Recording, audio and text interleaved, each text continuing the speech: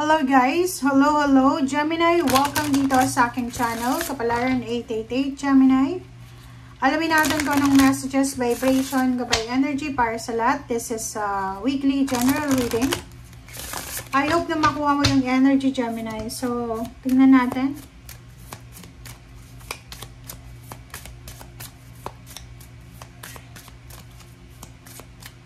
Okay, first card natin, Gemini, is new experiences and possibilities. Is number 18, it's number 9. Dito sinasabi sa first card mo, Gemini, na may mga bagong experiences ka and bagong opportunities and possibilities na posibleng darating sa'yo sa linggong ito. So, ano ba yung next card mo? Next cards mo is Ace of Earth and Release. Wow! So, yung first card dito sa second deck is related siya dito. So, sinasabi ng barahan na, diba, sinasabi sa Gemini na may new experiences, possibilities, and opportunities na pwedeng dumating sa'yo. And yung unang card dito sa second deck is Ace of Earth, Ace of Pentacles siya. Sinasabi na may inflow of abundance, a promising business venture, important documents or contracts. So, pwede may contract signing. So, sinasabi ng barahan na this week ay ino-offeran ka, Gemini, ng lump sum of money, inflow of abundance, maraming pera na papasok sa'yo, isang business ideas, venture, importanteng documents like visa or kontrata na pwedeng permahan mo. Okay, ang galing na. Okay, next card is Release. Number 13 is 4. This is from Archangel Azrael. Sinasabi ng bara sa'yo, Gemini, na magtatapos ang isang phase or isang situation na hindi maganda para sa'yo. So, spiritual transformation, oras na para mag-move on. So, kung makikita mo dito, sinasabi Gemini ng barahan na maraming matatapos, it's Alpha and Omega, may matatapos, may magsisimula. Okay? So, comment down below if you resonated. Kasi parang sinasabi ng barahan sa'yo dito, Gemini, na this one is naka-destiny talaga siyang magsimula. Naka-destiny din siyang matapos. And this one will give you so much experiences, new ventures, new journey, enlightenment, blessings, opportunities. Okay. Thank you.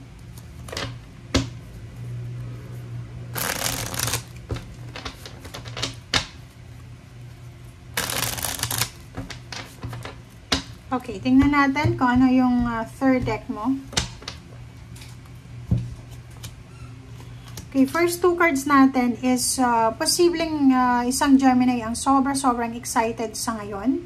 Itong Ace of Wands na to is sobrang excitement siya kasi may matagal ka nang hinihintay na harvest time, harvest season. Pwedeng it's a graduation, it's a retirement, diba? Parang end of contract or any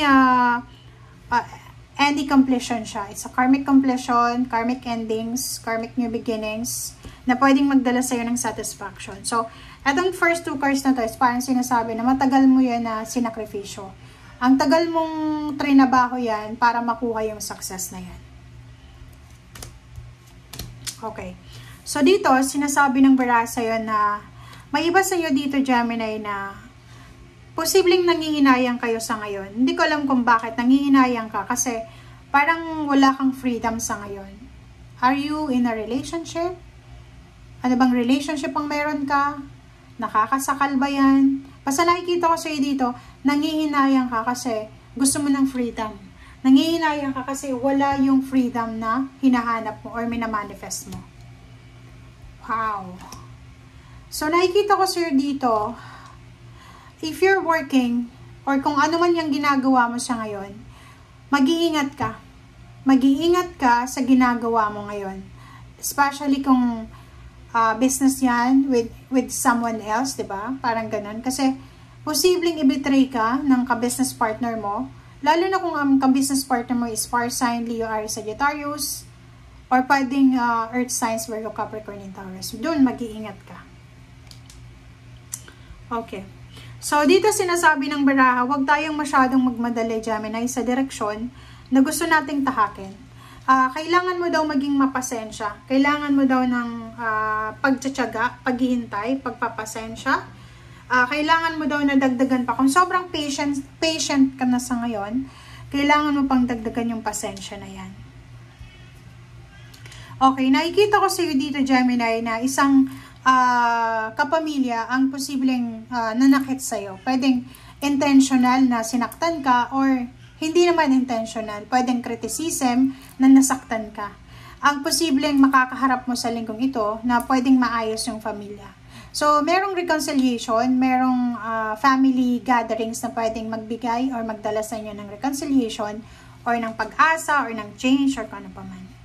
Next card natin is 10 of, yun, di ba? Sabi sa'yo dito, inflow of money. So, it's a confirmation of Ace of Earth na sinasabi na by inflow of abundance, isang business venture ang magsisimula, kontrata, contract signing, information, documents, relocation, travel, or any victory in success na posibleng darating sa'yo.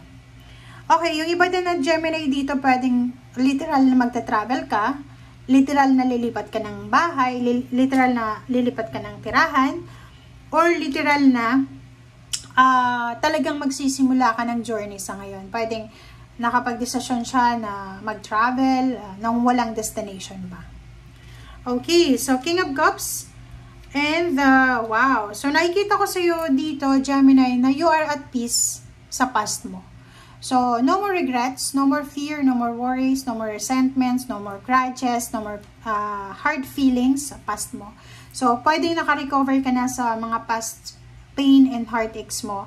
And, nandito ka na sa, parang yun nga, end ng phase or situation na painful para sa'yo. So, starting over ka, diba? So, parang may relationship dito na magsisimula ulit, magpapamilya, na marirenew ulit yung relationship.